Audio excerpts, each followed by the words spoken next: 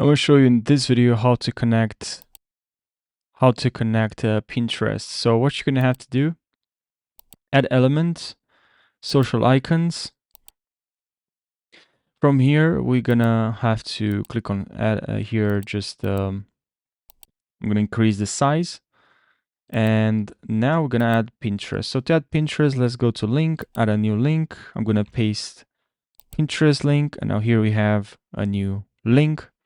Our Pinterest. People click on this will get directed to my Pinterest profile. So from here you can also add a hover effect. So when people will hover, this color will appear.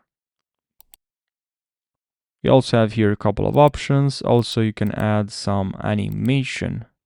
If you want to remove, just click on delete here, or if you want to edit, click, and then you can edit the URL. All right, pretty easy, right? So of course you can also change the color from here. So yeah, thanks for watching, and I hope you found this video helpful. I'll see you in the next tutorial.